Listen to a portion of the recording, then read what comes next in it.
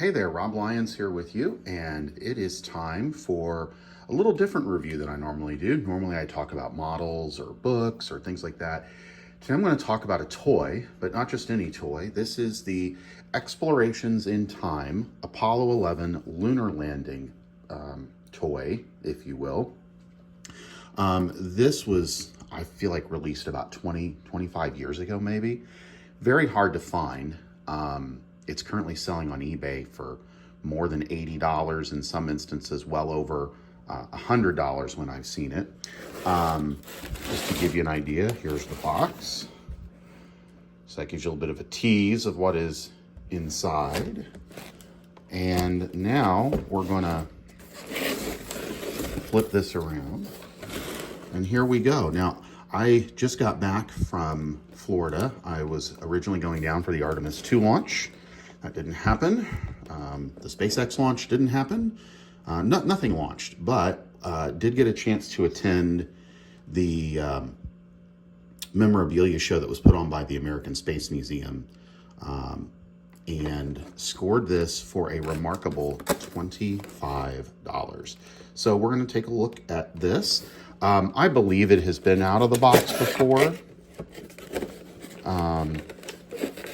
at least in part. Again, you can kind of tell the age here because the plastic is yellowed. Just point out it includes a lunar surface playset, and somewhere in here, I'm not quite sure where. Here it is. There's a little instruction manual including information about batteries and a little bit about what happened, how this playset works, etc. Okay, so get that out of the way there. We'll take off this plastic piece.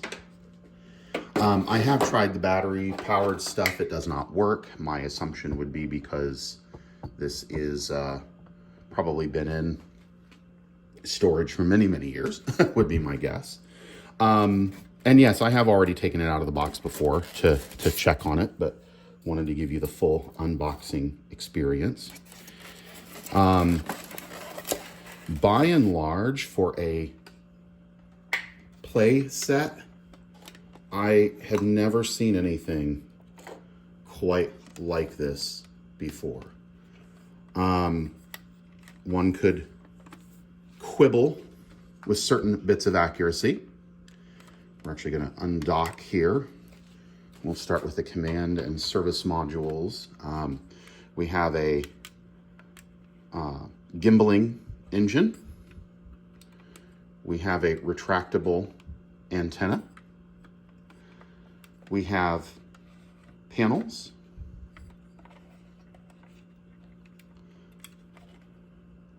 And the first and biggest thing I notice is this back side here, or actually I guess it's side, not back, does not include any panel demarcations around the RCS thrusters. All the other ones do, but that's just relatively small. This is clearly plated. You can see here where, so I'm going to have to clean off my hand oils. Now, this does have the common issue that we see on the old Monogram Revell 1/32 scale command module, that the command module is gold instead of silver. But I actually don't find that quite as troublesome as the fact that the engine bell is a bright, glossy, as well as this being a bright glossy when this should be more matte, and this should be more of a, what's the word I'm looking for? More of a graphite color. I will probably leave this alone because this is a highly sought after collectible. If I was to ever decide to get rid of it for some reason, or, you know, whatever, I don't necessarily want to bring the value down. Scale wise, this is, I believe, 1/48 scale. Now, as I mentioned, we got these moving parts here. So far, the only thing I found that I'm a little disappointed is that this particular piece does not swing out, but you know what? That's a small issue, and we may get a visitor here in a moment. The umbilical pulls back and allows you to undock, or I should say separate from your service module. And then the command module, because it is a playset, does open up a bit bigger. It's hard to really tell in there, but there is an instrument panel, and there is a spot for 3 astronauts, which are thoughtfully included with the set. So a little bit of careful closing. There we go. And you have, your docking probe, your heat shield, everything very nicely done. So that's your command service module. It has 3 pins. You just want to align your pins like so. You want the hatch over an RCS thruster and that on the back. It is not super powerful, and as I discovered in my initial attempt to check this item out, it cannot support its own weight in a fully docked configuration.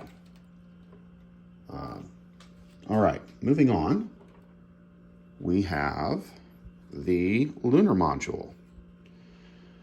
A few little nitpicks. Those could be painted black, and that I might actually do. Just spot those with black. The foiling that is on here, it is textured plastic that has been given the treatment. There's your bottom. There's a speaker here. As I mentioned, the batteries are dead, so I'm going to have to replace those at some point.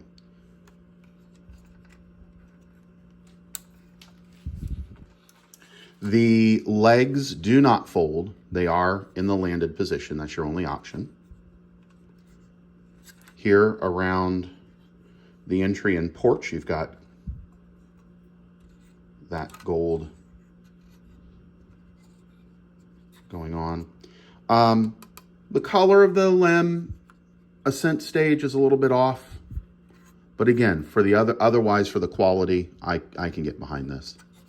And then I got to remember how to get this off of here without breaking it. There we go. The ascent stage. Oh, just a pull up. There we go. The ascent stage does separate, has an engine. This is designed very similarly to the monogram lander, at least in my mind. With those pegs located where they're at. And then you just give it a good solid push. And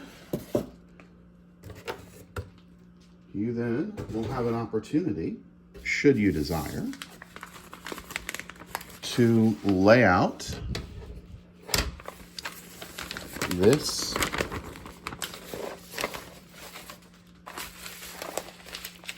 Lunar mat, which there's some, let's see. I think I'm gonna have to go over this at some point with something. Some type of a cleaner just to get some of the residue of age off. But there you have your lunar module on the lunar surface. And then you have some astronauts that you can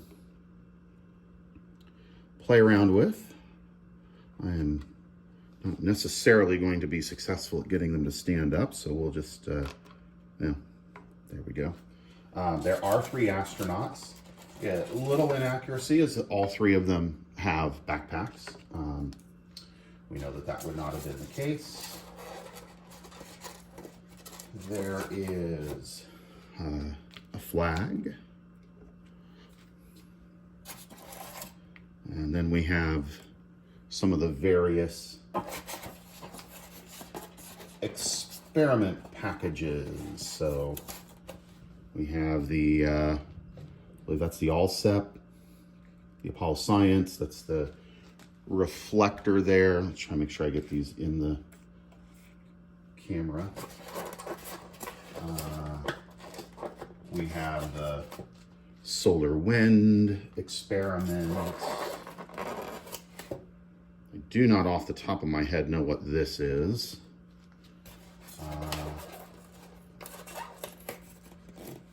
And then the all-important camera. You gotta have a camera on the moon, right? So that's the entire set.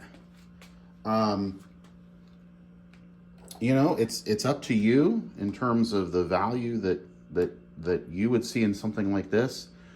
For $25, I absolutely snapped it up. I saw a video here on YouTube recently, and as soon as I walked into that Space Memorabilia show, this is the first thing that my eyes got locked onto. So, you know, it's not specific to any one mission other than the scientific instruments are early Apollo, and the LEM does not have a rover. So again, early Apollo.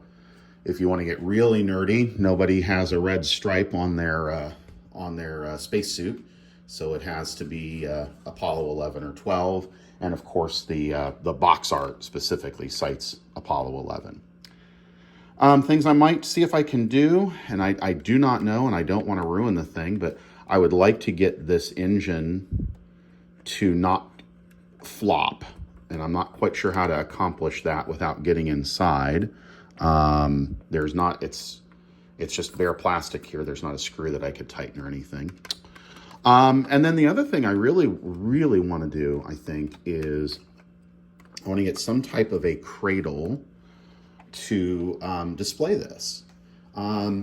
It's not a built model, but it is, you know, in terms of, it's not something I've built, but it is a beautiful example of a Block 2 Apollo spacecraft. Again, you know, little issues, right?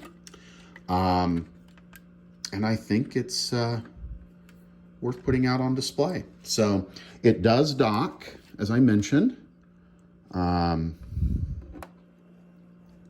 Will go together, and it's a, you have to kind of screw it in place, but you do not want to trust the power of that connection. It will not hold. So you want to, when you're playing with it, actually, it is most likely to break in the connection of the CM. The umbilical functions as a lock, but it does not lock.